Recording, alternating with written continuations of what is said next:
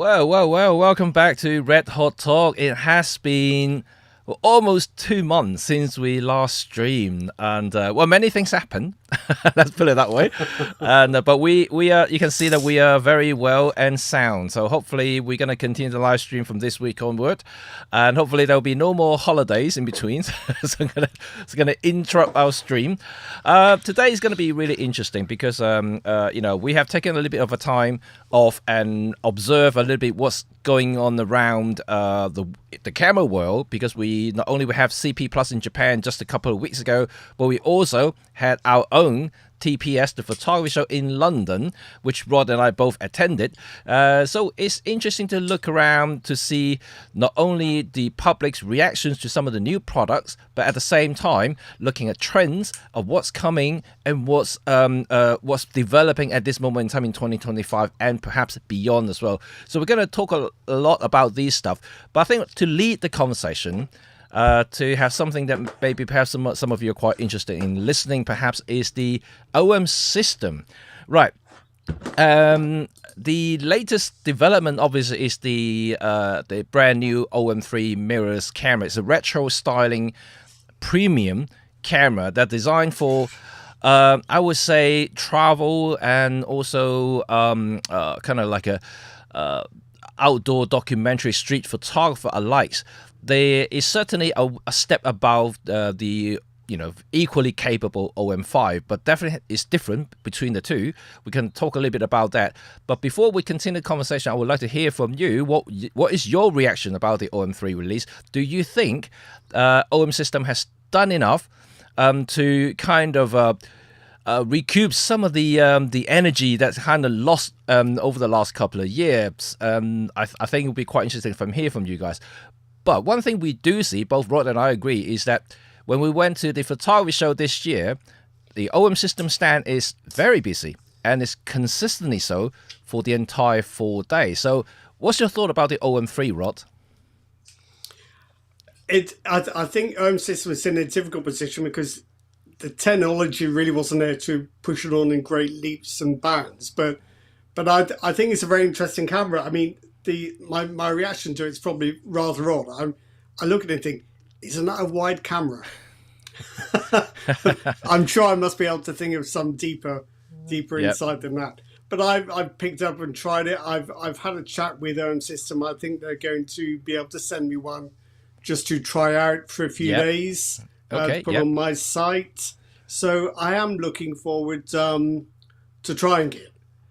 But I don't know. I think some of the aspects of that camera are a little bit strange. Why do you need a very fast stacked sensor in a retro styled body? But then the sensor is there. It's available. It is fast. It's good for video. It's probably a little bit better at high ISO than the old sensor. Why not use it? So I don't really have a problem with that. And I guess the other thing is the thing that keeps coming up again and again and again, still only 20 megapixels. And I can kind of agree with that. But then I think you've only got to look at the craze right now. And it's actually gone on a bit too long to be a craze. It's a real thing. This fondness people have for older cameras. And it's like people have realized that it's not the specifications that appeal to them, it's the experience of using the camera. So you've got people who are buying old Fujifilm X-T1s, 16 megapixels, or I know, Jim, you're a big fan of the EM5 Mark II, 16 megapixels, but a really nicely made camera. So I think perhaps the digital camera audience is maturing slightly, starting to see past the specifications and instead look at the actual experience of using a camera. I mean, I can come on to this later if anyone's interested, but I've just finished reviewing the Leica SL3S. Very, very different camera to the OM3. Obviously, I'm not comparing them directly, but using the Leica made me think of how important it is that the camera you're using suits what you shoot and how you like to shoot. Everyone would rather have 50 megapixels than 20. Yeah. But I think just as much I'd rather have a camera that's right for the job than one that isn't. No. So I don't know. I think if people can get past what appears to be a pretty static state of play with the sensor development, Yeah. Yeah. I think it's still a very interesting camera.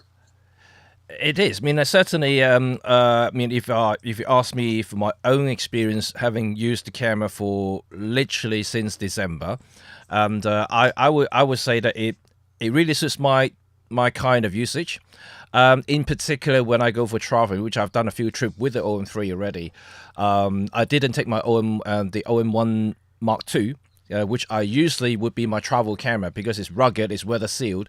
Not that I couldn't take the OM5, but there are certain computational features that I actually always use when I go on a traveling. For instance, a lot of the live ND and live GND ND filters. These are two most used features I use with the OM1 Mark II.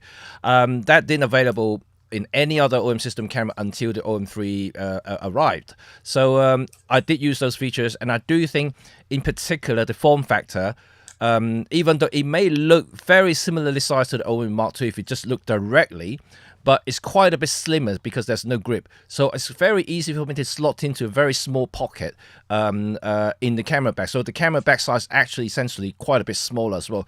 And coupled with the fact that now we have a couple of nice new weather seal prime lenses, so then I don't have to carry my 1.2 or the 1.4 Pro lenses now because those were weather sealed, and the older 1.8, despite they were really good, but because again, they weren't sealed for environmental elements, so the new primes together with OM3 kind of completes essentially the travel package for me. I did take one zoom, the 40 to 150 f4 Pro, which equally quite small. So altogether, I got two prime lenses, a couple of really small zoom lenses, and that completes my travel bag. And all together is still quite light. I think just over a kilo, everything included, my batteries, spare batteries, and stuff like that. I like it, and we talked about megapixel many times, and I think that some people were perhaps a little bit disappointed that the OM system didn't use perhaps something like the Lumix cameras had the 25 megapixel, the high resolution CMOS sensor. But I don't have problem using either of these, whether one is better than the other. But I think faster readout and faster kind of sensor like the stack sensor on the OM1 Mark II and also the OM3 does enable the live ND and live gray ND to function properly, because don't forget that you are literally using computational stuff to stack few frames together to create those effects. So a fast readout sensor actually illuminates many things, such as rolling shutters and any sort of displacements when you momentarily move the camera a little bit, even though there may be IBIS involved, but any sort of movement is not good for stack images. So I think in a sense that actually makes sense to me when they use a slightly smaller megapixel sensor, yet faster to complete the job. Yeah, I think what you've got to ask is, would you rather have the megapixels or would you rather have the speed?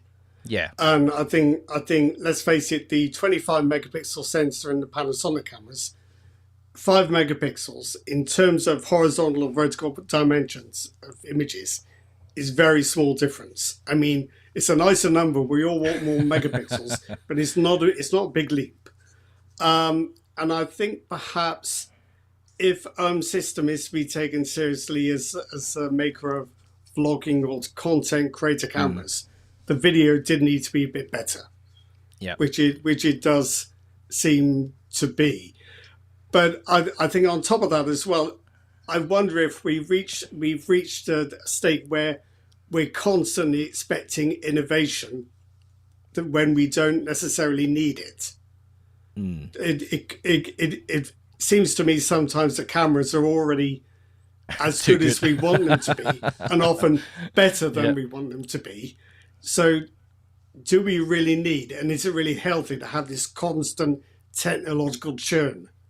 Because are we just chasing after things just because the numbers are bigger, or because we actually need them? I mean, I'd like I'd like my own one to have 40 megapixels. But it's just nonsense in a sensor of that size. If I really needed 40 Yeah. megapixels, I don't. But if I did, I'd get it in a full frame camera. It's a logical thing to do. Yeah. That's not, you don't get a micro four thirds camera for resolution. I know you've got the high res modes, not quite the same thing. Yeah. So I think you've just got to be realistic, and perhaps we've all got a bit greedy. Do you think? I think we all are greedy. Photographers are greedy, right? You know, that's why we have more than one camera. Yes, but yes, but I true. think overall the OM3 is very well received. If you look online in most official reviews, you know, from different publications, and overall, I would say, you know, it's very very positive as a camera. And so I think from the reactions that I see at the show, I also demonstrated the public reactions to the new cameras, because I have seen quite a few people. You know, I saw Nikon users, Fujifilm users actually came to the stand to look at the OM3. So this never happened before. Let's put it that way.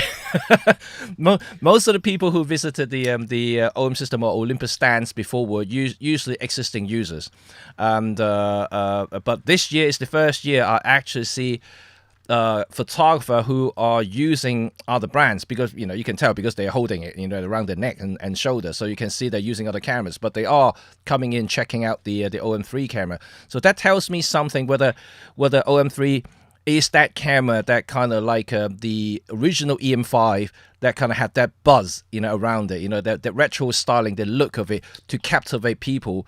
You know, even you look at the EM5, the very first EM5. Technologically, that wasn't really advanced in some ways. You know, it was a 12 megapixel camera. You know, it's 3-axis stabilization. You know, video feature was you know, it was actually standard definition. You know, it wasn't even anything to scream about, but it captivated a lot of people's attention because of the look of it, and then people bought them and got into the system, got into the brand because of that camera. So I think in some way the OM3 does resemble that kind of feeling. Yeah, and I think that's where, if you look at channels like YouTube, social channels like YouTube, this is where the attention has shifted. It's kind of shifted away from specifications towards this whole experience of taking photographs, and of course, I suppose being seen with a certain camera. You know, if you can't get an X100 who can? Yep. Get an OM3. but yeah. So well, it's like in the chat. Is that Mallory? Mallory 1 didn't like it. I can understand that. There are lots of cameras I don't like. So I'm looking forward to trying it. Yeah, but you know, like I'm not trying to hard sell anything here. You know, I like it. You know, even more so than OM Mark II. That's only personal. Like everything is personal. That's why I always suggest people to try the camera themselves in their hand. Yeah. You know, to make sure that it feels good in your hand, whether it suits your particular style of shooting. And because I don't usually use a lot of big heavy lenses anyway. You know, I'm not a wildlife photographer. I mean, although occasionally I do use big zoom lenses, but you know, they are far and few in between. Even if I do use them, it's only for short bursts of time when I need to do some candid moments and things like that. Overall, I do tend to use prime, which are relatively small and light anyway. So the OM3 kind of suits that way. But overall, I think it's actually pretty cool to see the reaction from everybody at the show. I don't know how well they did at CP Plus, you know, because I wasn't there, and I haven't got anyone to talk to me about their experience at CP Plus or what sort of thing they saw over there. But I would presume that they also have similar sort of reaction, because traditionally Olympus/OM were quite popular in Japan in the home market. So it would be quite interesting to see whether they had a similar sort of reaction as well. So I see an interesting comment from Jan Garcia. Yeah, they are behind every single competitor in video. Are they? I'd be interested to know in what respect. So I think there are two questions here. Yeah. What video capabilities do you need? And is this kind of comparison based solely on specifications or actual usage? Because I know that the OM3 and OM system cameras don't do 6K open gate. No. Quite true. They don't do 8K. They I'm trying to think what else they might not do. I can't think of anything else immediately. I think there are certain restrictions they don't do 4K 100 120, the ultra fast 4K slow motion. They don't. Yes, that is quite a high end thing. 4K 120. That's not common. So not very common, but it's definitely getting more common. I guess. Yeah. So you think there is something in that? But I don't know that you would choose an OM3 for high end videography. No. I think you might choose it. You might use it for kind of hybrid creator content. Yeah. Shoot some stills, shoot some video. But these aren't professional filmmakers, so No. I don't know. I've got a feeling it's right for the market. Yeah, to be honest, for people who are looking for high-end video features, would definitely go for Cine cameras or something that is definitely more video-oriented, like the GX7, for instance. If you're looking for Micro Four Third, you know, you need something that literally that can take all the boxes for a filmmaker, you know, and you can attach all kinds of things, rig them up, you know, in a cage. Yeah. The OM3 isn't that kind of camera, no. I don't think it is. No. I mean, and I think some people might criticize their own system because they don't make that kind of a camera. No. True, but then not every camera brand makes every kind of camera. It's just not an area that system is into. You've got Panasonic for that. Well, I mean, if you talk about like OM system, you know, think about like Pentax fans, how they feel about the Pentax development. You know, so far they had is a DSLR, so you know they don't do really particular any sort of video related thing. There's no mirror technologies there. There's literally no AI technology or any sort of computational stuff. There's a pure breed of photography tool. Well, quite, yeah. So it is what it is. But I think it's a mistake to try and make every camera do everything as well as every other camera, because then you just end up with stuff that's the same everywhere. I mean, I quite admire that you know, which is kind of like an Olympus ethos anyway since the beginning. You know, they do them. You know, basically they do whatever they think is right. They don't really care about what's around them. In some way, I think it's quite good to focus on what they're good at, and which is stills photography. And so far, it still shows. Yeah. So the video, I mean, I think they just kind of felt obliged to add some features to it to make sure that it's capable of doing something else. But I do think they're capable, you know, don't get me wrong, because I had, you know, don't forget that I started this channel filming almost exclusively using the EM1 Mark II and the Mark III. And, you know, so I didn't use any Cine cameras. All I used was the EM1, which wasn't really built for videos in the first place. But it was fine. You know, everything seems to be cool, and all the tracking were done properly. You know, even though back then, and all the video were done was 4K 24, 25. So there's no 50 or 60, which it only had until a couple of years ago. So, in that sense, you know, I think as a content creation tool, it's definitely more than enough. I think so as well, and I think if you take a broader view, the stabilization is so good that you think, well, the video codecs aren't as good, or the frame rates and bit depth options aren't as extensive, but at least I know the footage is going to be steady.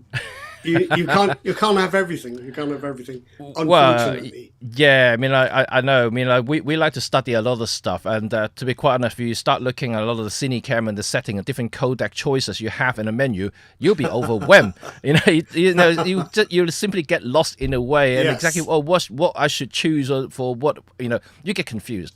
I think in some way the simplicity, even though you may call it the lack of features, if you put it another way, but the simplicity of it is you just press the record button, select 4K or HD, you know, something like that, and that's it. You're done. You know, you just press record and go. Yeah, I think I'm seeing a lot of comments here about big problems with video codecs and very soft 8-bit capture. I think it's a matter of opinion. There are differences, but I think if you start saying very soft and problems, I think that's probably a bit of a stretch. But that's just my perspective. But from my point of view, if I want to shoot high quality video with the kind of options the OM3 doesn't have, I've got an EOS R8, which has probably got better AF tracking and better choice of frame rates. It does full width 4K 60, fine, but no IBIS. So I've got to make a choice. Yeah. Do I want Yeah. better quality video that's not very well stabilized, Yeah. or do I want very well stabilized video that doesn't have quite the same quality? It's I mean, to be honest, like the since the OM1 Mark 1 and the all the videos in the OM system cameras are oversample in 4K. Yeah. Both 50 and 60, 8-bit compared to 10-bit. I do agree, 10-bit is way better. But Right. if you have a choice, but why you should 8-bit and not 10-bit? So have you tried the 8-bit recording, Jimmy, on the M3? I have. But because I'm so used to what the OM system or previously Olympus cameras video file looks like, it just looked exactly the same to me. So, but you do Right. select the 10-bit, you do see a significant boost in colors and also details.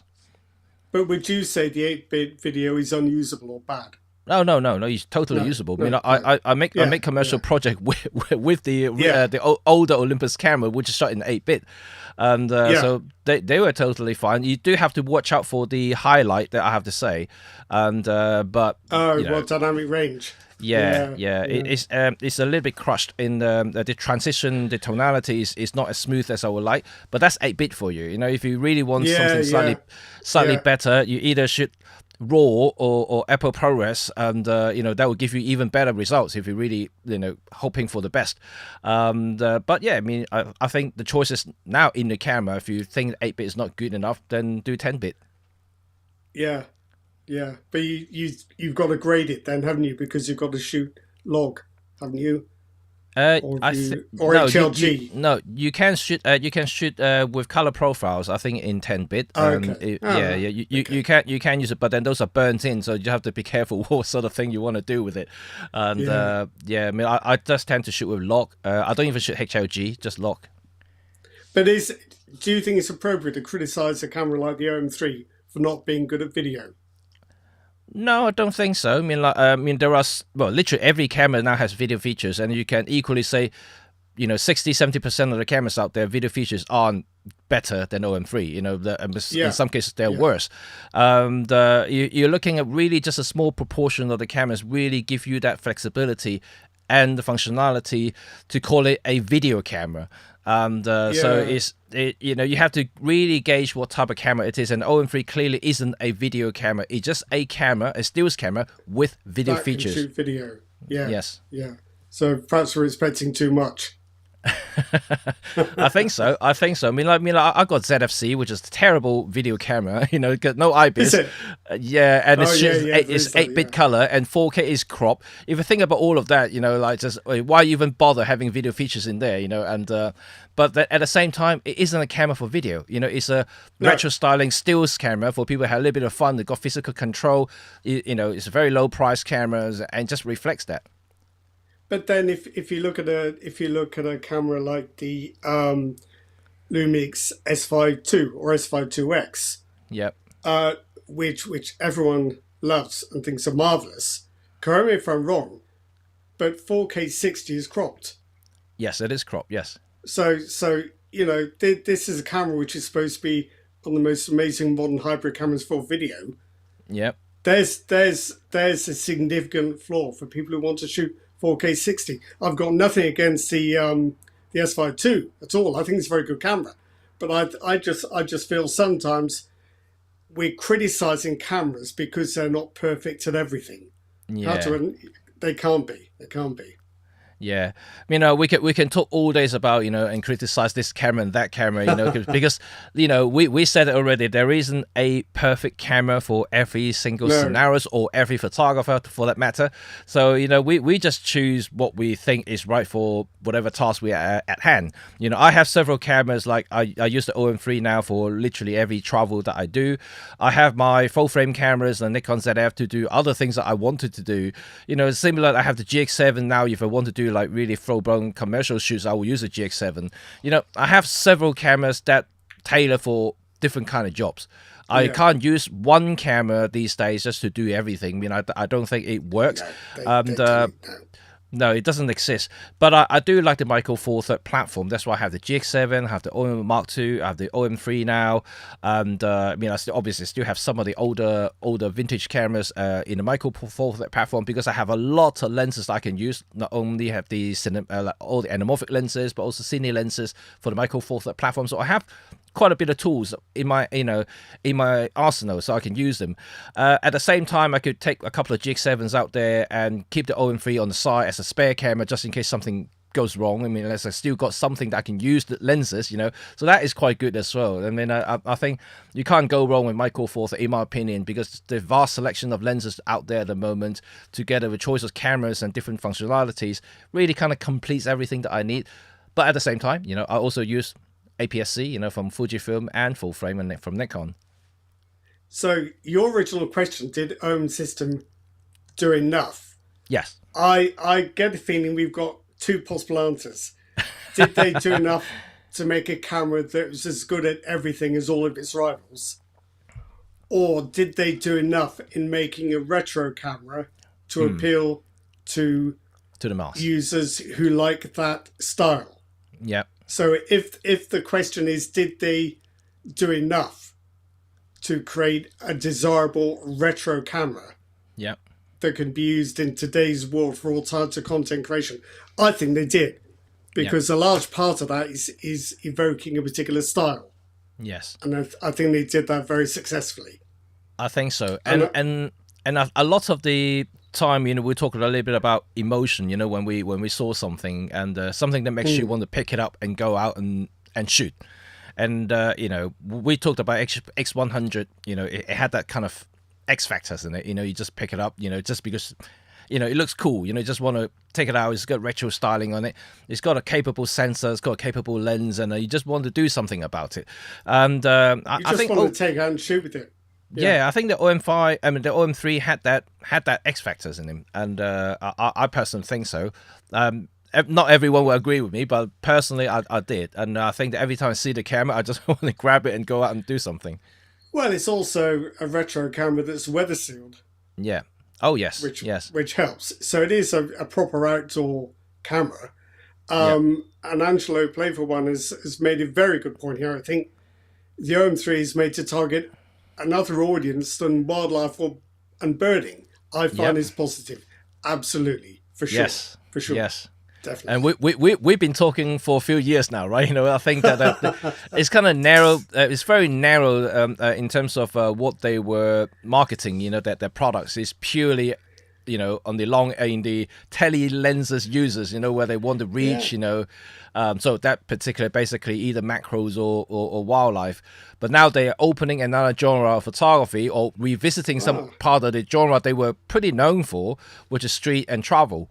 And so it is good to see something like that.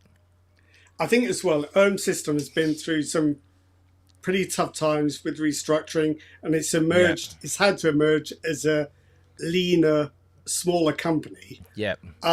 Which we're glad it's still here, to be honest, and we still have this choice of cameras, because it could have gone the other way, and there could have been no OM System.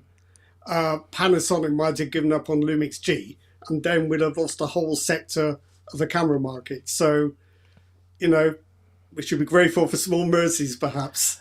we should indeed, and also, don't forget that the OM3 is the first through and through camera that is designed and developed. That's true. With OM System.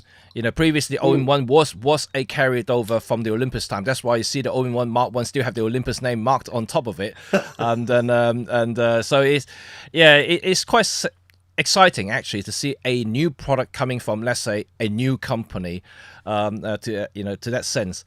I think it is very exciting. It's quite a shrewd move to target that sector as well. Yeah. And I think there are plenty of retro style cameras on the market. None of them are perfect, and all of them are quite expensive. Yes. And I think possibly the reason, not to upset anyone, but the reason why the X100V V1 has such a reputation, is that not enough people have been able to get one. No. And get and become accustomed to its limitations. Which Yeah, I mean, which is kind of weird because by the time if more people had it, fewer people would like it. Sorry, X100 owners. I didn't mean that. I came out wrong. Sorry. Yeah. Well, then never mind. But I think enough talk about OM system. I do think they've done. I think they've done a good job. But let's move on to the other Michael Four Third player, which is Panasonic. To my surprise, I did not see them at the show, and I haven't seen them in the good point. I haven't seen them in the previous show either. So like they somehow disappeared. That is a good point. Though the way that shows like this are set up, very often it's because an exhibitor can't reach a satisfactory agreement with the organizer, not necessarily because a company is having any difficulties. No. I don't think Panasonic is having that kind of difficulty. I just think they didn't feel they had to make the effort.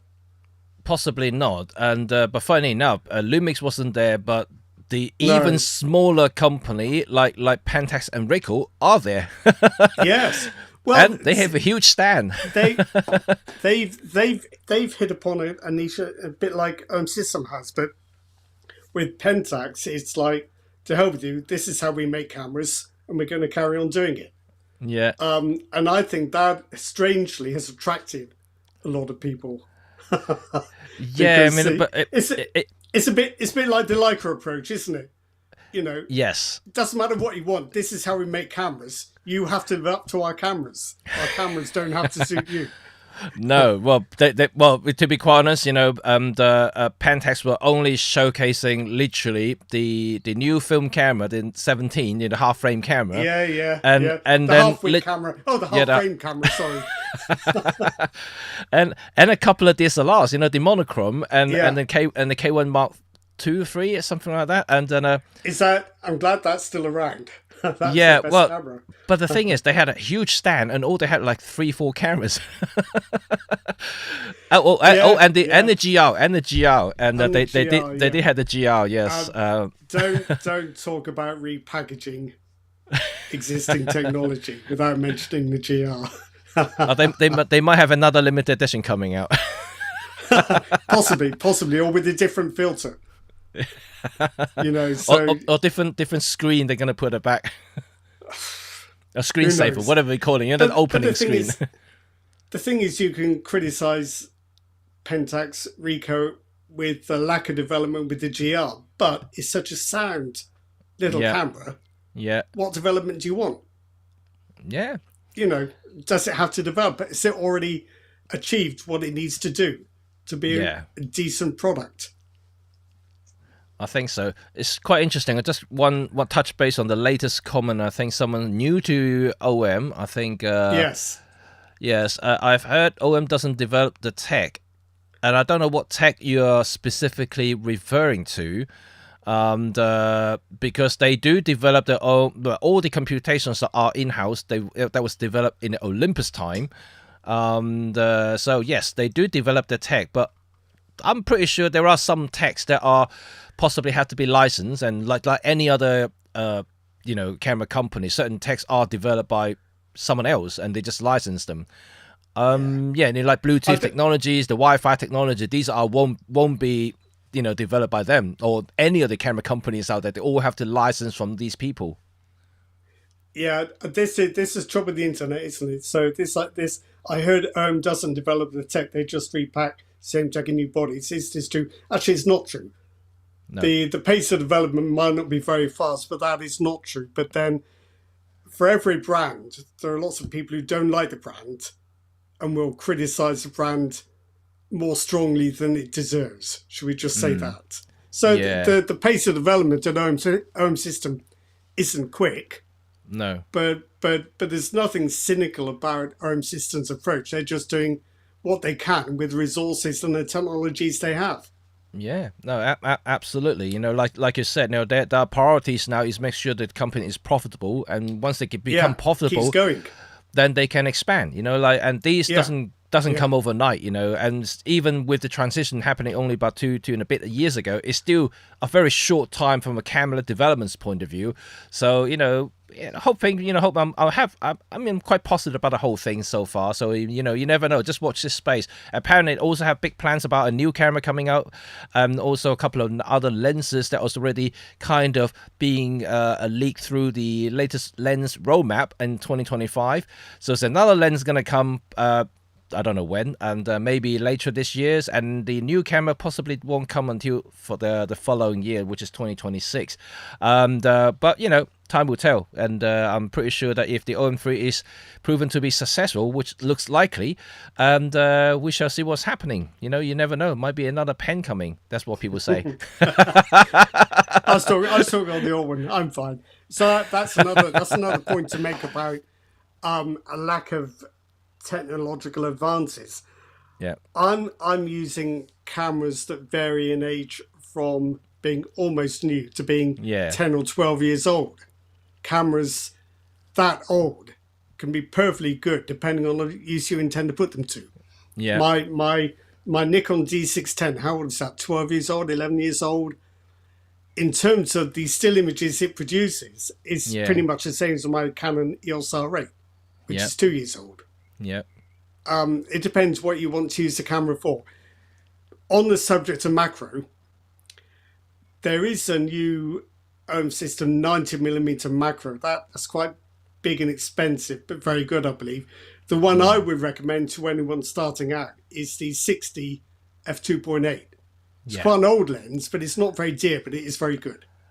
I love that lens. That is a cracking lens. That is, it's one of the very first Micro Four Thirds lens that I bought, and also one of the very first Micro Four Thirds lens I actually said is too good to be that price. It's so it is sharp and it's small. It's small enough to say that I could say tiny lens, and if you without lens hood, the thing is literally just like a little stick. It's really a good lens. I actually use that lens a lot for portrait because the 60s is roughly about 120 in full frame. So it's quite long, but it depends on the space you've got to work in. Yeah.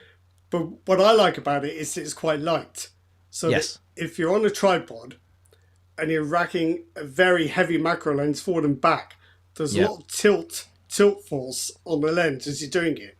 Yeah. But with this one, you can focus and you're not really disturbing it. Yeah, and it doesn't tip up. It's easy to handle. It is, yes. And Chuck actually asked the question, the latest question. Let me just bring it up here. I wonder why Panasonic and Olympus don't want to play with Sony's high-res MFT sensor. Do they currently make the sensor in-house? The only Sony MFT sensor I've seen is in a kind of patent application or product list from Sony. I'm not aware of it ever being used in a camera, but somebody might know better. Yeah. It could be that it's like an industrial sensor that wouldn't work well in a camera.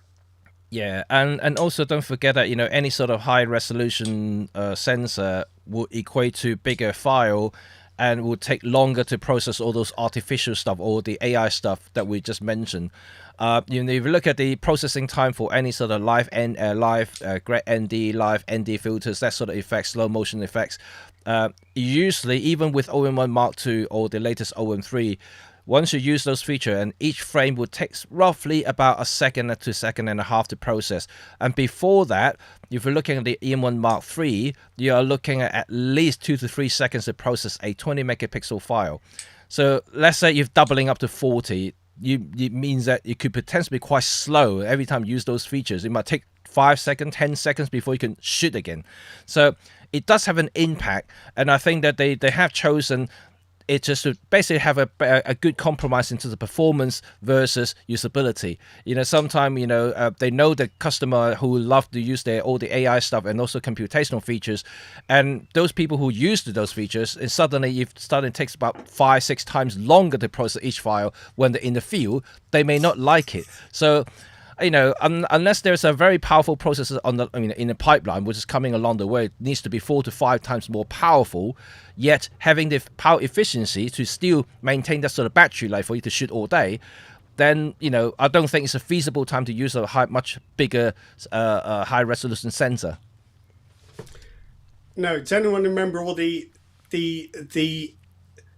100, 200 megapixel Canon sensors are kept appearing in news stories at events. They never made it into any products. I suspect it's because these things are technically possible, but just aren't practical for that kind of application.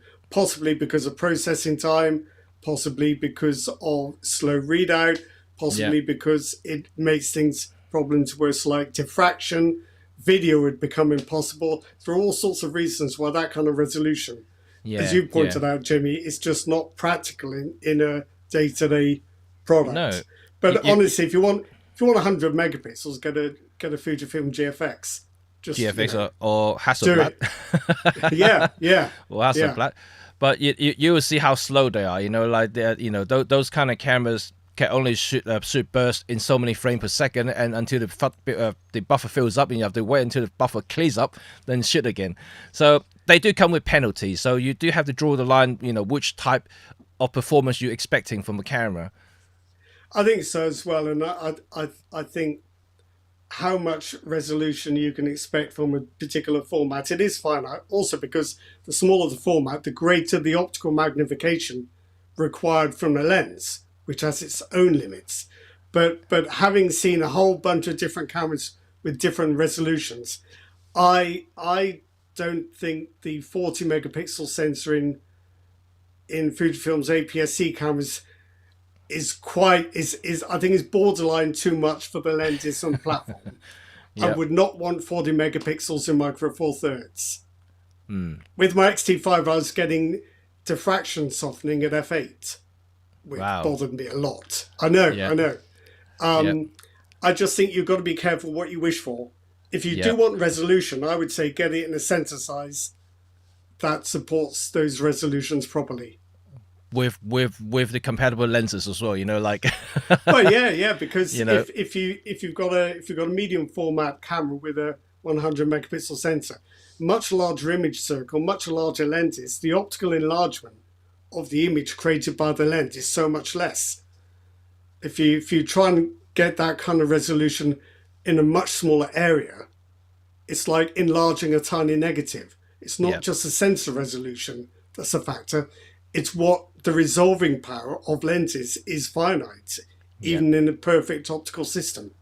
Yeah, absolutely. So like we talked about, there are lines we need to draw. What type of camera it is and what sort of thing you'll be doing. Even within full frame, the reason why they're still having lower resolution sensor like 20, 24, 25 for the high speed cameras that they use in the top end, because of the speed issue we just talked about. There's about processing power, the buffer issues, and all the other stuff. While the high resolution sensor are typically used in the mid-range cameras, and where they can be shot slower because they know the type of people who be using those kind of camera bodies are usually professional portraits, studio photographers, while the high-end fast cameras are sports photographers or journalists alike. And they generally play well with speed when you have lower resolution.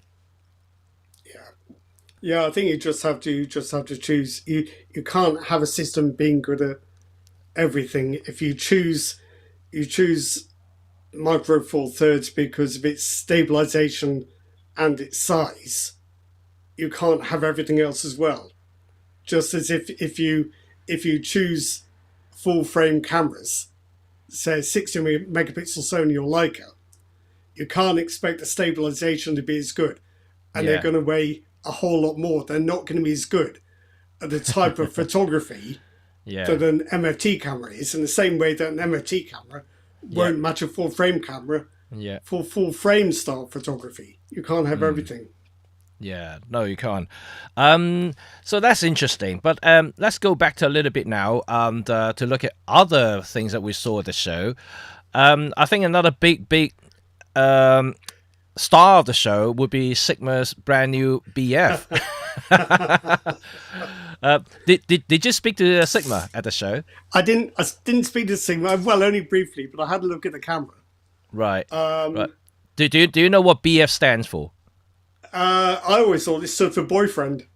I thought so. I raised the question to Sam, who was demonstrating the camera to me, and he actually told me the BF actually stands for beautiful foolishness. Okay. So that's what it stands for, beautiful foolishness. I still don't understand why, but anyway, that's the official definition of the BF. Okay. What do you think of that? What do you think of that camera? I love it, except for one incredibly trivial thing. Right. I don't think they should have tapered the front. I think the body should have completely rectangular, Right. like the FP. Yeah. I like the aluminium. I like the fact it's all milled out of a solid piece. I like the fact it's got the most incredibly minimalist interface, which does actually seem to work pretty well. Yeah. It's just that taper at the front. I don't know. Maybe they want to make it like a chocolate bar. I said it's trivial. Well, I personally find it quite interesting myself, and I did speak to Sigma, and I should be able to get one to test. I don't know when, but my name's on the list. But apparently, it's a very long list at the moment because they literally only have a few units passing around at the moment. So I just have to wait for it. But I did play around with it, like you. I like the interface, and it seems to work well. But I don't know in terms of the real performance when I actually go and shoot something, and how fast the actual autofocus is, or how well the file handles, and so there's still a lot of unknowns out there, that I'm not entirely sure at this moment in time. Does it have IBIS? I forgot to ask them whether it has IBIS. So no IBIS. I'm pretty sure it doesn't. I use both versions of the FP. I haven't shot with the BF at all. Right. I would imagine the BF has better continuous AF than the FP. I would imagine anything has better continuous AF than the FP. Maybe hopefully it's better than the FPL, which was all right. Yeah. But the FPL was a very old camera. Yeah. Because like the FP had that switch for stills and video. Yeah. Yeah, you'd have to be pretty determined to use the FPL for video. Because that 60 megapixel sensor, with pretty slow readout, that's not a good recipe for video, is it? Really? No, you're gonna have a ton of rolling shutter in that, and then that's another thing, right? A lot of the high resolution sensor tends to be very slow, unfortunately. Yeah, of course, yeah. So it's like all the hoo-ha at the moment over the Lumix S1R2. Yeah, with it, people saying, "Oh, terrible rolling shutter, very very slow readout, terrible jello effect." What would you honestly expect? Yeah. Put it on a tripod. Don't do any run and gun video, and don't do any silly fast pans, and you won't know. It's just that type of filming reveals that type of problem. Yeah, but absolutely. For people who think, who like to shoot silent mode, to use electronic a shutter, I can clearly tell you right now there aren't many cameras out there that allows you to do that efficiently, or without any sort of jello effects. The micro four thirds sensor are known to be very good if you want to do silent shutter, and don't use the mechanical shutter. In particular, the electronic shutter. The stacked sensor on the OM1 and OM3 are spectacular. So I can literally just use the silent shutter all day long without having to worry about rolling shutter that much. I can't say the same thing with either my XM5 or the ZF full frame camera. They wobble worse than. Do they? They do mush up. The jello effect is really horrible, especially ZF. I can't use the silent mode at all. You would have thought the EM5 might be all right, but it's not stacked sensor, is it? No, it's a traditional CMOS sensor. Yeah. But maybe it's just that we're shooting video in different styles now. But what I did notice was that even if you kind of shoot video in a more mature, considered way, don't do any silly fast pans, no, or anything like that, you can still get caught out. So, for example, I was trying to film my dog on the beach, and she's pretty quick, so you can't help but have to do quite a fast tracking movement. Yep. To keep the dog in the frame. Yeah. So any posts or fences and backgrounds. It goes everywhere. sometimes you can't help it, but I think it's one of those things we only notice these days because cameras are so good now at tracking and stabilization. Yeah, It's yeah, yeah. highlighted this other fault because Yep. we're now shooting in ways we didn't before. But now in the back to the BF issues. Yes, sorry, yes. Do do you think Sigma is being adventurous again? Because I know Sigma, all the previous Sigma cameras are quirky to say the least.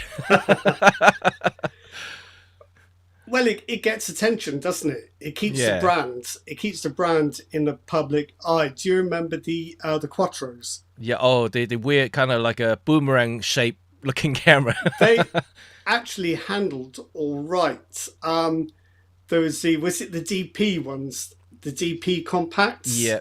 I remember the DP. The, Yeah. the worst battery life I've ever experienced in a camera. I think it's 96 shots on the charge. 96.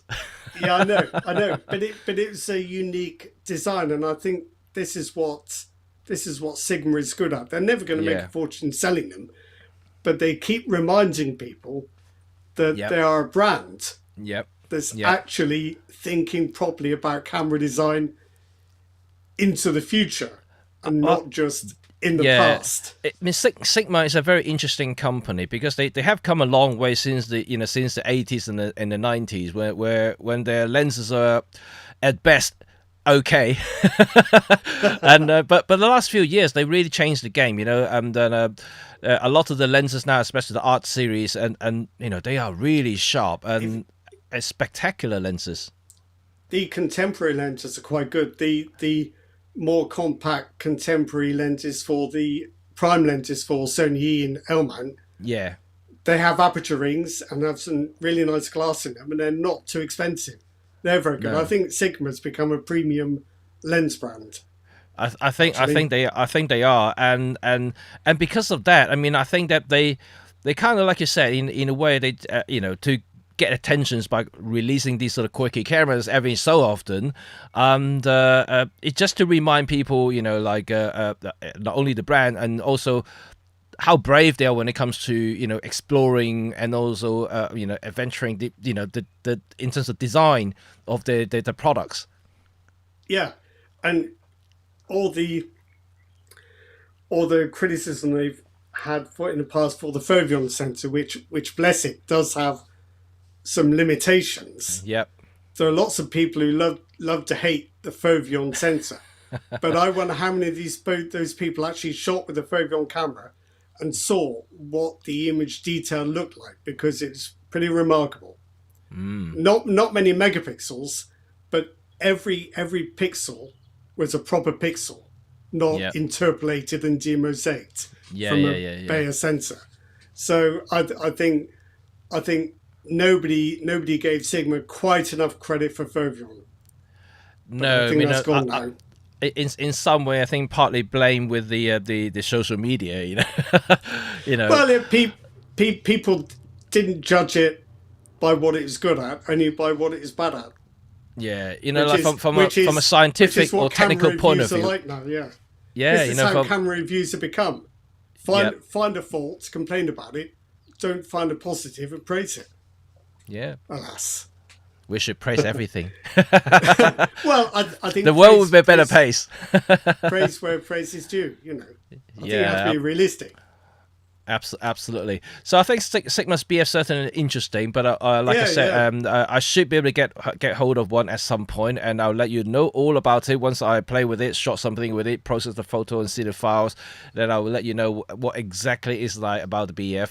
But another thing that Sigma told me about BF is apparently they are marketing this camera as a luxury item, and because it is a $2,000 camera without a lens, so just the body alone is $2,000. It's a relatively simple camera without IBIS, without any computational stuff. It's a very basic, pure camera, really. I mean, it does video, does pretty okay stills, I would think. I would say the measure of luxury camera is how many other people have got one. So in my head, I'm always thinking of a guest at a Formula One paddock. Yeah. You do not want to have a camera that everybody else has got. No. You want to have a camera that nobody has got.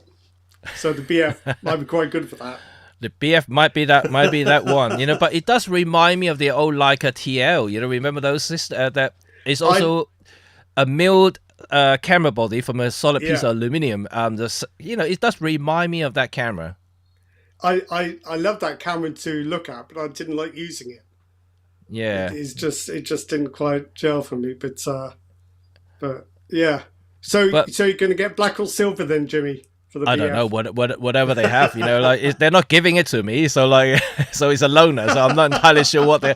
I just want to play with it to see exactly what the fuss is about. But one thing that I noticed straight away, obviously, is not preferable, is that it hasn't got an EVF for such a big camera, and I don't know the screen quality in bright light because I was holding it using it indoor in the show, so I can't see exactly how it behaves when I go out and under direct sunlight, whether it's still seeable.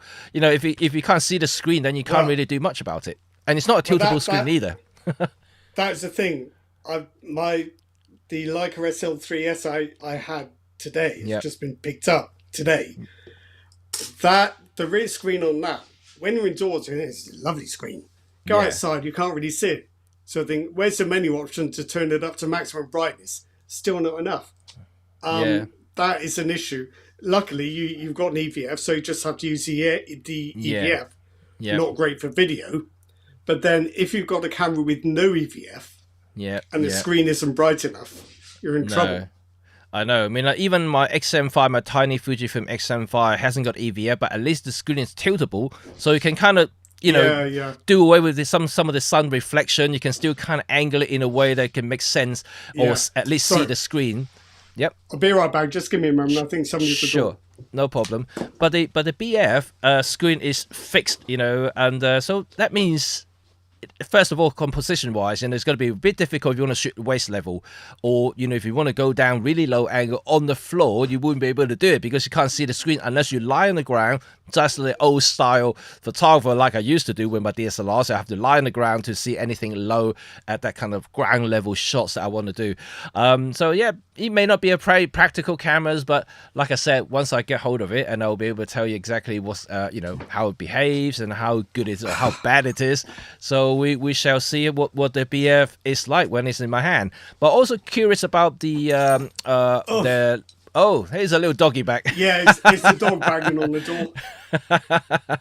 And I'm interested about the new prime lenses as well, from Sigma. So they are quite interesting. They're 35 f2 and a 50 f2 lenses seems to be quite nice. I think they are lenses that were already out. They're just doing silver ones. Aha, right. So I have owned in the past the 20 f2, the 35 f2, and the 60 f2. They're all three are extremely good. Extremely good. They're not quite as light as you might be expecting, but they're very good. But look, it looks the part. It looks the part. It has aperture ring and everything, You know what? You know how big Sigma zooms are. I don't think you'll be putting any of those on the BF. Yeah, well, you won't be able to hold it with the camera body, that's for sure. It's very slippery, but no grip, so you won't be able to do that. Yeah, but it's a camera to be seen with, isn't it? Yeah, especially silver, yeah.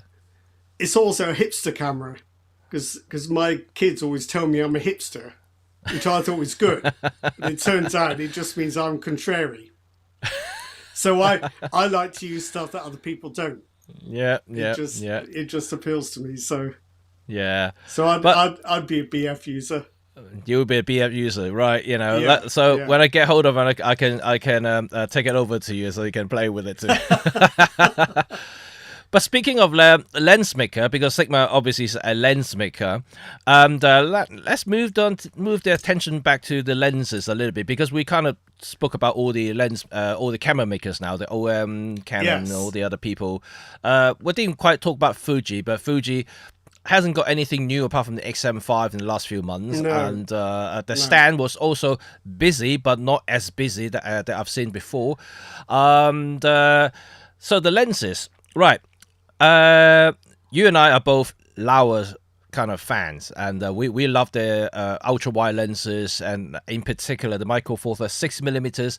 In my eyes, is still probably one of the crown jewel, or one of the things that I still recommend to people to buy, because it is a great lens. It's a small ultra wide Micro Four Thirds lens. That really does everything well. Distortion. How can a lens that small be that wide and that good? Yeah, exactly. It is crazy to think of it. And also last year they also released the 10mm autofocus, equally good on the full frame camera. But things seems in terms of their still lenses development seems to gone a little bit stagnant, because Laowa has focused for the best part of the last 2-3 years focusing on Cine lenses, or their video lenses. And I'm not sure whether that's strategic or not, but certainly has reflected, in the marketing materials and also at the show, because I did see them at the show. It's a little bit less enthusiastic compared to the previous year, because they haven't really got any new still lenses out. They had the new 2-shift lens, which is spectacular, by the way. I'll also review that. It's really good lens. But that's really is about it. And they're really focusing on Cine stuff at the moment. Well, we met on the stand, didn't we? Yes. And we had a chat, and I thought it was quite an odd sort of mood about the stand, because they had both the prime still photography lenses and the video and Cine lenses. Yeah. So I did ask, you're still doing both, but it seems you're concentrating on the video lenses now. And it's, yeah, for sure, definitely. We're still doing your ones, but video is where it's at. So I was kind of a little bit disappointed, but I guess they know where the market is. They may know, and but I have to give. They may not. I have to give some attentions to the company I want to speak about, which is Viltrox. And Viltrox has come a long way. I mean, previously, I would say as much as 10 years, Laowa really maintained the lead when it comes to optical performances, the build quality, and all sorts of stuff, lens development in general. They are, I would say, in the top tier in China's lens making. Yeah. But I would say the last 18 months, Viltrox possibly has overtaken Laowa in many, many ways. Not only they really pushing in the autofocus side of it, now making them the premium and also number one in autofocus selection into the choice, but also the image quality has really bumped up, over the last few years. I think so. I mean, I've used some of the lenses, which one they just announced today, but I want to show you this. It's a massive beast. This is one right here. I don't know if you can see that. This is the 135 f1.8 full frame. So let me take out the lens hood, because the lens hood is quite massive. And everything is your pop shield on your mic. But look at the front. Look at the front element. It's just huge. These things. And it's a very well made lens, fully weather sealed, full metal. Customized rings you can do with aperture and all sorts. The aperture ring can be custom rings as well. It has custom ring and custom buttons on the body. Focus hold button. Yeah. Yep. And you got a screen to show the distance. The focusing distance, also information. Oh yeah. Also can be customized to your liking, and via the computer. You have to hook it up to the computer to do that. But everything's customizable. It's available in Nikon Z and also FE mount for Sony. Not RF then. No RF. Who knew? But the FE version's been out for a few months now. So this is today's announcements all for the Nikon Z version, which is right here. I would have to say it's possibly as good as my, if not better, some of the L lenses I've used in the past. So it is a very sharp, spectacular 135 lens, great for portrait. But I've only used it on 26 megapixel full frame cameras. I haven't used it on any higher, so I can't really see exactly how much this guy can resolve. But even from the 26 megapixel camera, it looks pretty promising, and the sharpness is there. And to my surprise, and I'm also using another unreleased Viltrox lens at the moment. And it seems to have one thing in common for all the recent Viltrox lenses is the coating. The coating that they use in any of the recent lenses is simply crazy. When I say crazy, it's so flare resistant, so you can't get any flare in the lens. I pointed directly to the sun. No matter how much I try to do it, it just wouldn't show. Did it's in a box right here. Did I show Yep. you a lens I have from Polar Pro, Oh no! which is made for flare? Right. So Oh, right, there's a okay. sleeve on the lens. Yep. You can slide back and forth. You slide it back. The lens is light proof and it acts like an ordinary lens. Yep. Slide it forward and light can get in the side. Okay. So you get light leaks all over the place. And that's what it's made for, light leaks. Oh, right. Interesting. It's a bit So, like some of the exactly old, opposite. like the lomography lenses. Some of them are, have this flare, which is called the Yeah. Lomo characters. Lomo character, yeah. Lomo Yeah. characters. But yeah, so I think That- Viltrox has done something really amazing right here, and this is the first. Well, by the way, yes, they now have 3 different grays now in the lenses, which they didn't do 18 months ago. So they're Yeah, starting to label yeah. the lenses. So now you have the consumer level lens, which is called the Air Series. The Air Series is basically plastic lenses with metal mounts, no weather seal, but usually very cheap, very affordable, and lightweight, very tiny. Then they have the mid tier, which is the pro lenses, which is funny because pro usually pro lenses are high end stuff. So pro, in their definition, is not the highest tier. The highest tier is this one right here. They call it the lab. I don't know if you can actually read that. Right. Lab. Yep. So this is the very first lab lens that they have in the catalog. They're going to release another one, which is coming soon. It's a 35mm f1.2, almost as big as the 85 1.4. So it's a very big lens.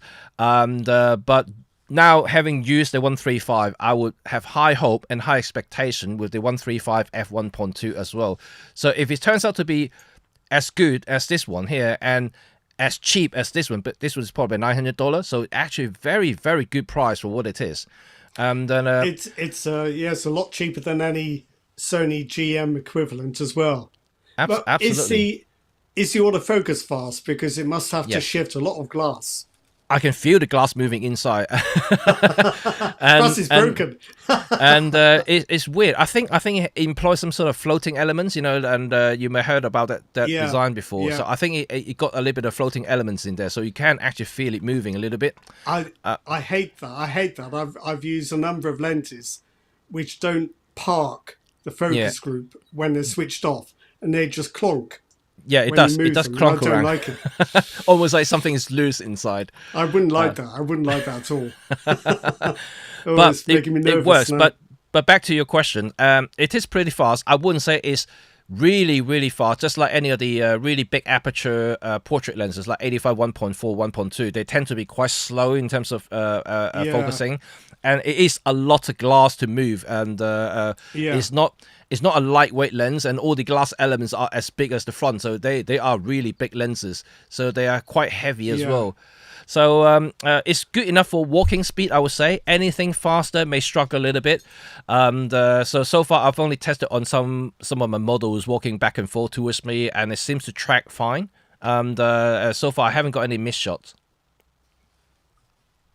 It does sound pretty cool. I do worry that if you buy into an expensive brand, will you buy a third party lens? But it depends on how practical you're going to be. Well, It made me think this way about the Leica SL3. Yep. SL3S. I thought those Leica SL lenses, they're quite expensive. Not as bad as you might think, but they're quite expensive. But of course, you can use regular L-mount lenses on that camera. Which But is then I Sigma or thought- Panasonic. Yeah. Yeah, but then I thought if you're buying a Leica, Yeah. you're not going to put anything other than a Leica lens on it, are you? Well, yeah, perhaps not. But then it really depends. Like for instance, I use the Nikon ZF at the moment. Yeah. And for full frame stuff. So I have no problem using Viltrox lenses on them. Not because I'm testing them or anything like that. I'm looking at what's available for me. That I can mount on the Z mount that I can have used on my ZF. I found that I either have to pay extremely high prices, which is from Nikon, and or simply the others are not good enough. You know, if I want something that I can use for work, so far there are only a limited choices out there that I would say is good enough for my business without breaking the bank. And that's the thing. This is the trouble, isn't it? Yeah. Yeah. The getting lens quality. Yeah. The larger the format, the more it's going to cost you. Yes. I had the like a Summilux 50mm 1.4. Ooh, that's an with the expensive lens. SL3S. It's not shocking. It's about 2.2, 2.3, something like that. Right. But it's a big lens. It's the biggest 51.4 you will ever see. Yeah. But the optical quality is just extraordinary. It's extraordinary. I thought Sony GM lenses were good, but this is just out of this world. But you pay for it with money and size and weight. Yes, so that's the trouble. That is the trouble. But at the same time, we would like to ask anyone who's listening: would you use a third-party lens? I'm not just talking about Viltrox, perhaps like Laowa, Sigma, instead of the native lenses that you can get from Canon, Nikon, or whoever. And what's your thoughts about third-party lenses? Do you think they're good things or bad things, or you simply going for it because it's cheaper? I'd like to hear from you. It's interesting, isn't it? Personally, I very often end up with the third-party lens, not because it's cheaper, but because it's a lens that the camera maker doesn't make. No. So it's like the Laowa 6mm. Yeah. Own system and Panasonic just don't make a lens of that kind. No. So you have to go to a third party. That's right. But it depends on how much you're into the brand. I'd say it can work the other way. I've got a Canon RF primes, not the really expensive ones, but the consumer ones. Yeah. And my experience of using those is actually, do you know what? I should have gone third party because these aren't great. So I think own brand consumer lenses aren't always terrific, and third party lenses can actually be rather better. Yep. I don't have that option with my Canon because Canon doesn't like people making lenses for its cameras. Well, you can get RF mount menu lenses, just not autofocus lenses. Yeah, that's the thing. See, what I would like is those Sigma contemporary lenses you were talking about for the BF. Yeah, they would be very nice on my Canon. Yeah, but that's not going to happen. They would be so much better than the lenses I do have. But absolutely, yeah. What can you do? Alex actually said the same. If you understand the cons, but if it fits your workflow, why not? Yeah. Well, I think so. I mean, that's why I mean, at the moment, this is my daily at the moment, and so instead of using this is Nikon's rather affordable 70 to 180 2.8. Which is made by Tamron, by the way, and that's why it's affordable. Yeah, that's why it's affordable. And so it's okay. It's rather good, and the tracking's pretty speedy. It's quite light, quite a bit lighter than the this one here, the 135. Ooh, this one here, but. Even though this is a prime, the 135, the reason I pulled this one out is because I wanted to use the long end anyway. So 135 actually works well for me if I use it just that. And having 1.8 aperture does give me a lot of scope when it comes to subject separation, for instance, and even low light situation. Way better than this 2.8. That's why at this moment in time, I'm not using this. And if this proven to be continue to perform well, I may even consider selling the 70 to 180 myself and keep this. So we'll see how well that goes. Because this, once again, this is fully weather sealed, so which fine, and I can use it outdoor. I don't have the problem with that. But another thing about Chinese lenses these days, that when the world is going for budget cutting, trimming down the packagings and all sorts of stuff, you see a lot with the new lenses now, whether it's going to be Nikon, Canon, OM, or whoever. You find that the packaging are shrinking. Like they used to give you really lovely pouches, for the pro lenses, for the L series lenses, right? All the high-end lenses, they give you lovely pouches. They now give you like a cloth, like everything seems, it's no longer like the luxury item that we think, at least they give you some extra. You spend all that money, give you a little bit extra. But stuff now comes in a brown cardboard box. It is. I'll show you right here. I have one right here with me. It's basically like these now. Yeah. And then there you go. But just talking about going back briefly to using third-party lenses, would you do it?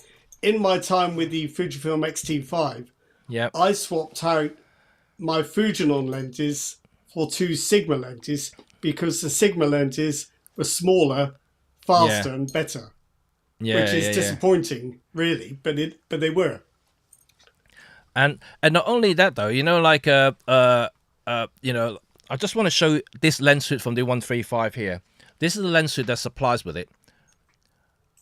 And so you do get a lens hood. That's good. It has a lens hood and is very, very well made lens hood together with a rubber ring at the top. So so this is for you to put on the ground, without scratching it, and it also gives you a bit of friction as well, so it doesn't kind of slide around. You don't get these sort of lens hood unless you go for the really high-end tele zoom lenses. Then you get these sort of lens hood. So they are giving one out with a prime lens and a packaging. You will be stunned with the packaging that comes with it as well. The box that they use, it's almost like they want to compete with Leica. So that's the crazy thing about Chinese lenses these days. They spend a lot of attention when it comes to packaging. They want to at least make it look good. Even if it doesn't function as good. Well, yeah, I think the old debate about third party versus own brand lenses. I think the whole balance has shifted now. I think we've come to realise that a lot of own brand lenses are third party lenses with a different badge on, and I think because companies like Sigma can make the same lens in multiple mounts, you get economies of scale. You can afford to make them cheaper because you're making 2 or 3 times as many of them. And also they have the toolings and everything ready. The formula is already there, and it makes economical sense for camera makers sometimes just to contract out to get these cheaper formulas and mass units and put their own brand name into it and make it as a slightly more consumer friendly pricing in the catalog while they're keeping their premium lines alive side by side. Nikon is really basically doing that just now. They have all these latest 1.4 lenses which are cheaper than the 1.8 lenses, which is their S lenses, are basically the premium Nikon lenses, and then they have this 1.4 non S line and are cheaper, in which is possibly and very likely made by someone else. Who knows? So it's entirely up to you. And like this one here, this one is made by Tamron. I think it's okay. It's not a bad lens at all. It does the job well. You wear the seal, affordable. As a work tool, this is perfectly fine. I don't find it lacking in any way, and I wouldn't want to pay double the price to get the 2.8 VR version, and which is double the weight as well. So this is light enough for me to carry around and without hurting my back. So I don't think getting a lower end lenses or third party lenses is actually a bad idea. I think it's actually a pretty good idea, providing that you understand, like what Alex said, understand the con, which I don't think there's a lot of cons when you think about it. You do pay the premium for the extra bit of performance when it comes to lens quality. Yeah, that is very true. Maybe a little bit of character as well.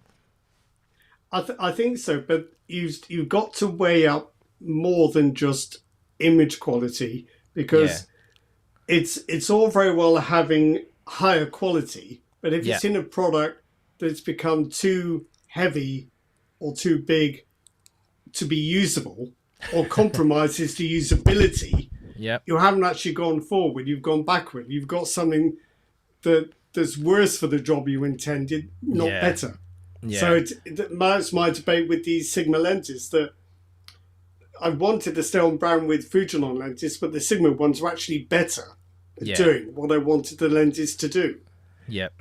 So you can just chase quality if you want, But sometimes you lose another thing that you actually need, which is practicality.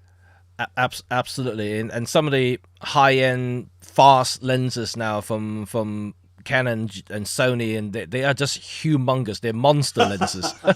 They're not something that you can carry two of those in your bag. They are really big and heavy. The Canon 28-105 2.8, the Z or the Z hybrid lens, that is a big lens. And what about both Sony and Canon's f2 zoom lenses? They are massive. Well, that's the thing as well with the Canon one. You've got a 20. Am I right? 28-70 f2. Yeah. Fine. You've got an extra stop of aperture, but you've lost 4mm of the wide end. Yeah. So you've gained, but you've lost, and you've got a lens which is so big you might just not bother using it or taking it. I mean, I know people may scream, no, that's a great lens. They're probably, to be honest, if you're working pro, trying to hold that lens all day, I bet you're going to have some arm ache. I think it's a great lens in the right context. It's going to be a fairly narrow context. If you're filming a full-scale video production with the crew, the thing's on a tripod, all rigged up, the weight doesn't matter, then you need the focal range and the fast aperture. Yeah. That's fine. But not everybody films and shoots in that way. Yeah. Yeah. But it's still on lenses, just very briefly. With the Sony lineup, you've got the GM lenses. Yeah. And you've got the regular G lenses. Yes. My feeling is, having reviewed quite a few of them, that the G lenses are now so close to the G Master lenses in performance. Yeah. You might as well just get the G lens. Because they're coming with aperture rings now. Declickable aperture rings and all the rest. I'm starting to think, well, they're so good. Just get those. So, you can't just throw money at these photographic problems. You have to buy the right product for what you're trying to do. That's right. But yeah, I mean, overall, I think that Chinese lenses are definitely improved a lot over the last few years, and Viltrox in particular, like I said, this photography show that I just visited, they have impressed me a lot, not only about the product development but also their appearance. So the stand is by far the biggest one, well, one of the biggest one out there in the show, and also when it comes to Chinese brands wise, their stand would be perhaps the biggest one. And they also sorry. I was only going to say, do you think the Chinese brands have a better understanding of the way the market is evolving and the speed it's evolving than Japanese manufacturers? No, not really. I think at this moment in time, I think the Chinese are still playing catch up. And the reason I say that is because while I see them, the improvement in terms of build and quality has improved dramatically over the last few years, but when it comes to genuine innovation, like when it comes to actual lens developments, it just isn't there yet. Look, they only done more about prime lenses, but none of them has done zoom lenses effectively that is widely available out there. No, that's true. That's true. Yeah, prime lenses in particular, if you look at the lens development, they are simpler to make compared to zoom lenses, especially higher grade zoom lenses. So they haven't ventured into that part yet. So far, all they're doing is just prime lenses after prime lenses.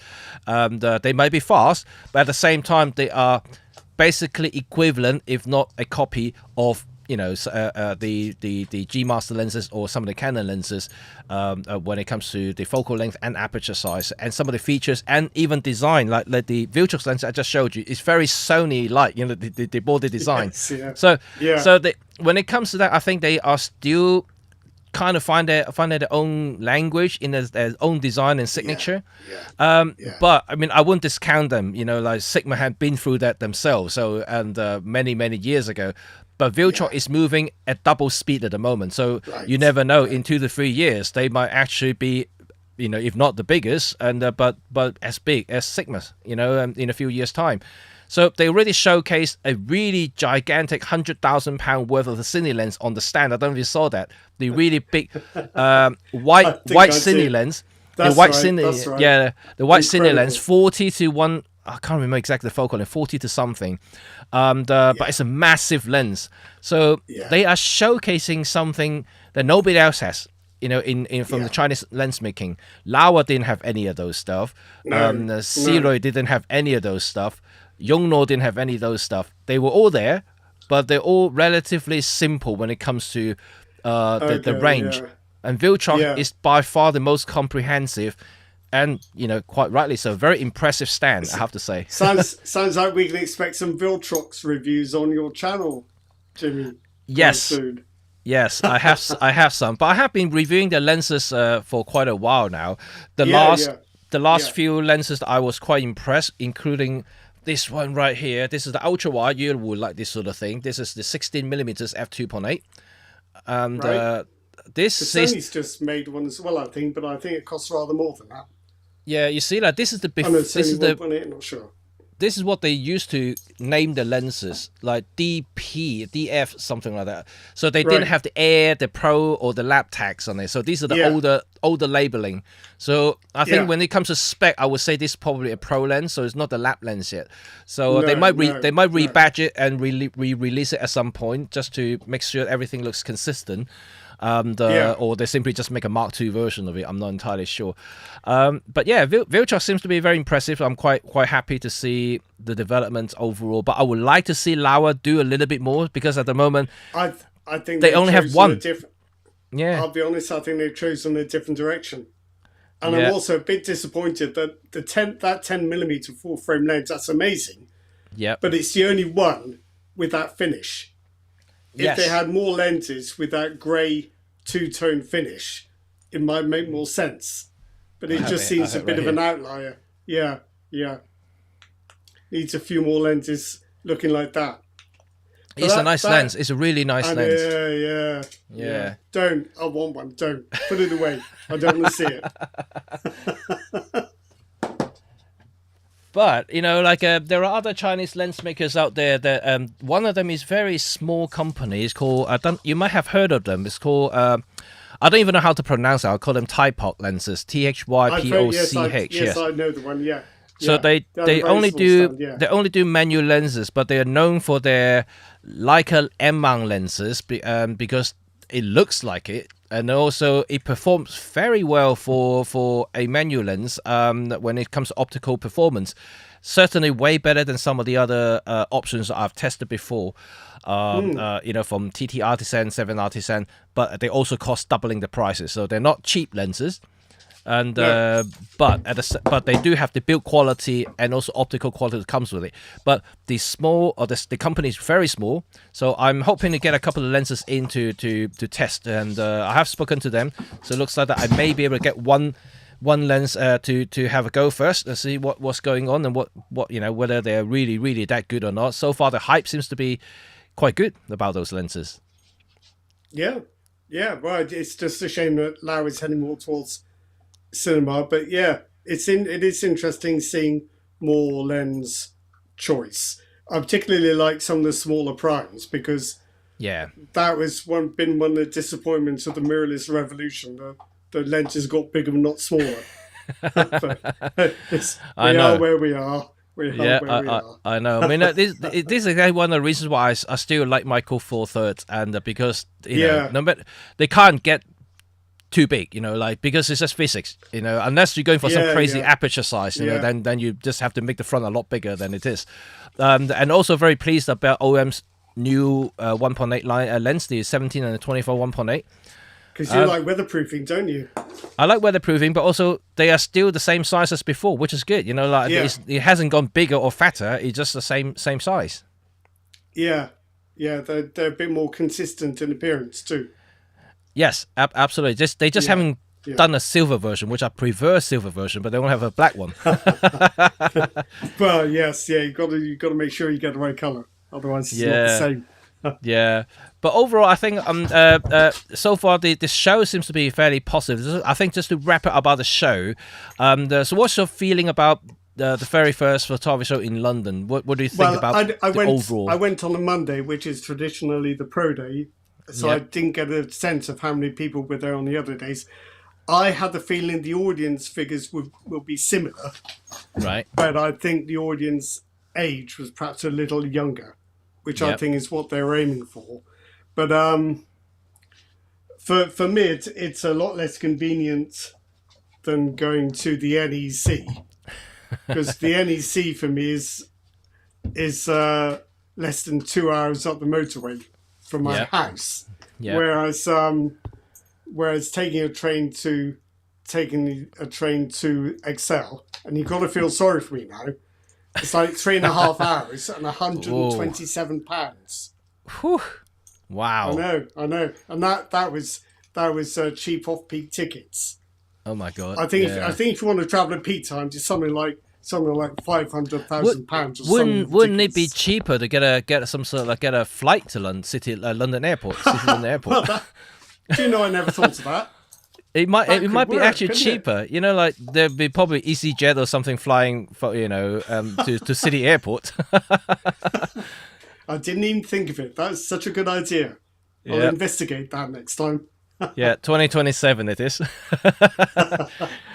Yeah, but no, I totally agree with you. I mean, judging from, I was there for the full 4 days. I do see the difference when it comes to the audience is a very different crowd compared to NEC. Certainly younger, but at the same time, I see a lot more visitors are more aware, or at least more video oriented compared to Birmingham. Yes, yeah. And Birmingham definitely more. Intention. Yeah, more photographers, but London definitely more videographers, or hybrids around. Yeah. Which is quite interesting. I think it's probably what the organisers were aiming for. I don't know whether that's necessarily a good thing in itself, but I think you've got to cater to both, really. Yeah, absolutely. Because I even spoke to some of the stands over there and asked their opinions about what sort of thing people are looking. And many of them actually said, "Oh, it's interesting. No one look at my stills lenses. All of them are looking at my Cine lenses." Really? So there you go. So that kind of shows it straight away. But don't say that. I'm not saying that there's no photographers. There's still plenty of photographers there, but there are more videographers or people who shoot videos compared to Birmingham. Yeah, maybe it'll be different in Birmingham next time. But I think videos where most of the makers are investing most money, so you can expect them to be pushing that harder at the shows. I'm going to have to be a bit of a party pooper in a minute and head off to another appointment. Apologies for that. So no problem. I might have to leave you to carry the flag on your own, Jimmy. That's okay. That's all right. I don't think I'm going to carry on too long anyway, because this is the first show in 2 months, so we still have to kind of get our rhythms back in, and also the pace and everything. And but we certainly have a lot going in 2025. By the looks of it, OM System is very busy at the moment, and you never know. Something exciting might be happening, because I know Chuck already mentioned about hopefully they're going to release some updates for the other older lenses like the 45 as well. What update would you like? I mean, I can imagine weatherproofing seems reasonable, but I don't think I'd update it in any other way, really. Because the last thing you want is to make it bigger. Absolutely. Because that's this unique selling point, the size. Well, if you ask any Micro Four Third photographers or users, what they like about the system, they always say about the small size. And what sort of lenses are your favorites? They will always say about the 1.8 or the 1.7 prime lenses from OM or Lumix. Yeah. So they are popular. And then now that with OM gradually updating them, I think it's a good move. And without significant increasing the cost of developments and just whether sealing them, because they are still very, very good lenses. If you ask anybody anyone who used them, they say, "Oh yeah, they're great lenses." So nothing wrong with them. So if there's nothing wrong, it's really hard to improve it unless you're putting more budget into it, make the lens bigger, fatter, more expensive, and then I don't think that would kill it. You would lose the qualities to make it unique when you start doing that kind of stuff.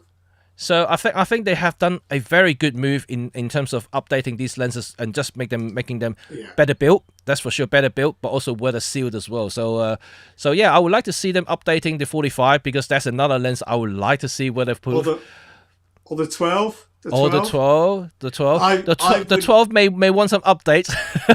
I think if they could possibly make it just a little bit sharper at the edges, I would be happy. Yeah, because the others are great. The 12 is, you know. And if you want to ask me if any like particular new lenses I would like to see from OM, I would like to see OM bring in an ultra wide. That's kind of equivalent to the Laowa 6mm, that kind of thing. You know. Well, maybe I don't know whether Laowa. I don't think Laowa does do badge engineered lenses for brands. No, but maybe they could speak. Maybe they could speak to Viltrox, see if they could do something. But then Laowa's the one that knows micro four thirds. Well, but then you could you. I don't think you can make those little Laowa wide angles autofocus. It's not going to happen. Not without increasing the size. Without a redesign, higher cost, possibly compromised optically. Yeah. Who knows? Well, the closest we get at the moment is the Panasonic 9mm f1.8 or 1.7. Yeah, 1.7 is. Yeah, I've looked at that a couple of times, but never taken a plunge. It's a great lens. It's a great little lens, and but I mean, to be quite honest with you, if I go that wide already, I would go wider. You know, like if it's a 9, I would go as far as, you know, whatever you can give me. You know, like the 5, 6, 7. The Laowa 7.5 is quite good, but again, that's not autofocus either.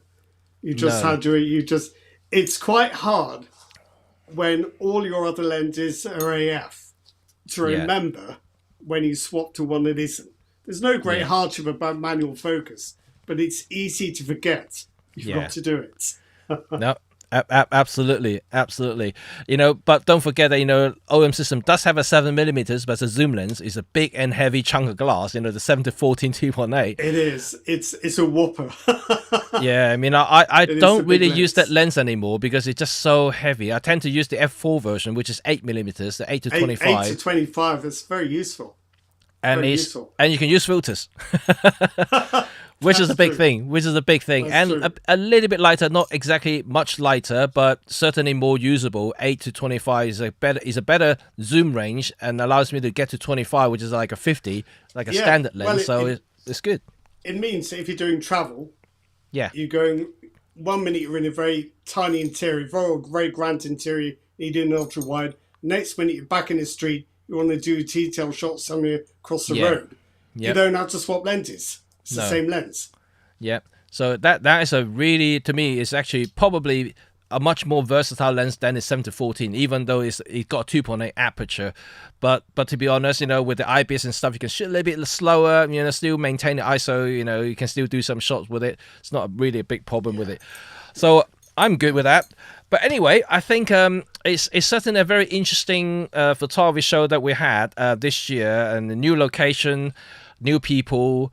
Certainly got some new companies that I haven't seen before, and so that's also interesting.